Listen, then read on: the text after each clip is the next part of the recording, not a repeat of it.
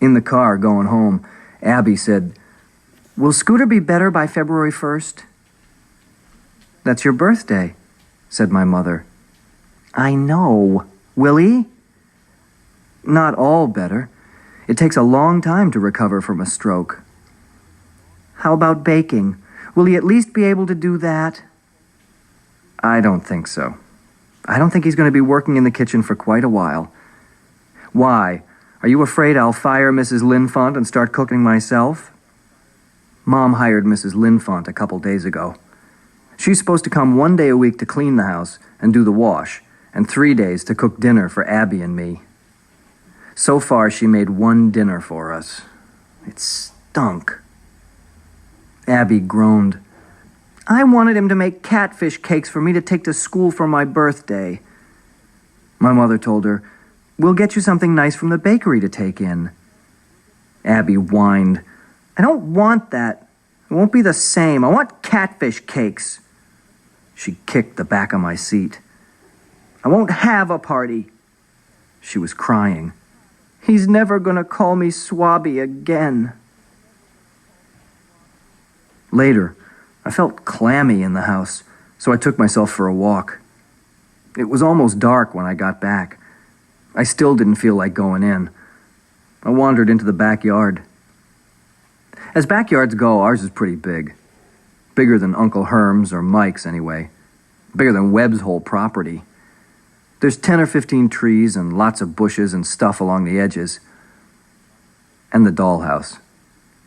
I thought I saw something on the front of it. I went over. There was a cardboard sign scotch taped to the front. It read, "Mouse House." I knelt down to look inside. Furniture was in there. Tiny chairs and tables and beds and a kitchen stove. The dining room table was about 2 inches long and had 4 chairs around it with legs as skinny as toothpicks. On top of the table was the very end tip of a slice of pizza. As I got up from the mouse house, something in the bushes caught my eye. I looked closer. It was a pile of sticks, about the size of a heaping plate of spaghetti. 10 feet away, you'd never see it. I walked along the line of bushes. There was another stick pile. And there. And there. All along the 3 sides of the yard. As I headed for the house, I saw another one under a tree, right next to the trunk. I checked out the other trees. About every other one had a pile. Before going into the house, I turned to look back. Not a stick pile in sight. The ones by the trees were on the far sides. You couldn't see them from the house even in broad daylight. I don't know why, but I just stood there for a minute. The leaves were long gone from the trees. Some of the bare branches were forked and jagged. They looked like black lightning against a sky smeared with raspberry jam. This morning, when I left for school, I stopped to check Mouse House. The pizza tip was gone. The tiny tabletop didn't have a crumb. Chapter 36. February 1st. My mom had gone off to work as soon as she woke up. My dad was away on business. Mrs. Linfont wasn't in yet, and me and Abby were in the kitchen with 4 boxes of cookies from Hannah's bakery. Abby smacked one of the boxes. "I told her not to get anything. I told her I won't take them in." She clawed one of the balloons my mother had gotten at the party store. It popped. I was waiting for her to attack the big Happy Birthday Abby sign. "I won't," she growled again. "So don't," I said. "I won't." I reached under the sink and pulled out a plastic bag. "Take these." The grump fell from her face. She looked at me. She looked in the bag. She looked back at me. "What are they?" "What do you think?" I said. "Catfish cakes." Her eyes bulged. "Scooter made them?" She looked so happy I almost lied. "No," I said. "I did." She looked at me like, what's this alien life form doing in my house? She looked into the bag again. She pulled one out. Her whole face squished in on her nose. These aren't catfish cakes. They look like baby doodles. Catfish cakes are mostly just regular brownies. What Scooter would do then was make catfish faces by squeezing a string of white icing onto each one. I had made them in Mike's microwave the day before. Maybe I'm not the world's greatest artist, but they look like catfish faces to me, I said. I had thought she'd be glad. Instead, she slammed the brownies down, blubbered, "Well, they're not," and stomped out of the house.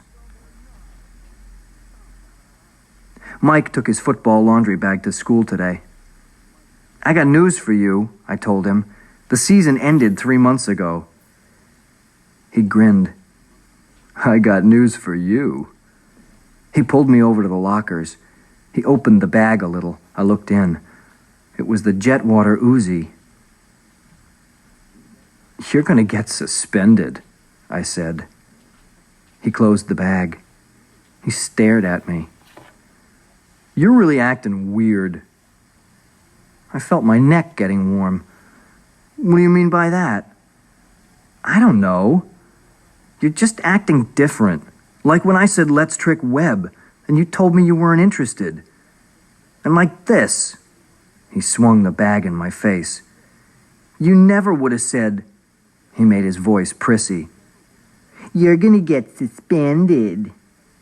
I pushed the bag into his face. "I didn't say it like that." He backed off. "You said it. It's like you don't want to do nothing no more. You're a dud, man." I grabbed a fistful of his shirt, pushed it up to his chin, forced his head back. "Am I a dud now?" We had never fought each other for real, but we both knew who would win if we did. He looked down his nose, his face practically tilted to the ceiling. He croaked, "You ain't a dud." He gulped. "Let me go, man." I pushed him into the lockers and went to homeroom. This afternoon, a block from school, a gang of kids were yelling and hooting near a stop sign. As I got closer, I could see between the heads enough to know it was DeLuca and Webb. I could hear the splatter of the Uzi. I kept walking. I knew what was happening. Mike was firing away, sogging Webb from head to toe, and Webb was standing there taking it, like the day he refused to have a water gun fight with me. I could tell when Mike was missing high, the shots would ping off the stop sign. Was Mike right? Was I a dud? Why wasn't I joining the mob and hooting with the rest of them? Why wasn't I grabbing the gun and pumping a couple of rounds into the victim myself? In fact, I did feel like grabbing the gun, but I felt more like shooting DeLuca than Webb. Did that make me a dud? Did others see me that way? Crash Coogan. The Crash Man. Suddenly, the name didn't seem to fit exactly. I had always thought my name and me were the same thing. Now there was a crack of daylight between them, like my shell was coming loose. It was scary. When I looked back, the mob was a block behind me. Tonight, when I came back from the bathroom to go to bed, I found a note on the blanket. It was from Abby. "I'm sorry I was so mean this morning. I guess I was being a big baby. Thank you for making catfish cakes for me. Even if they didn't look like catfish."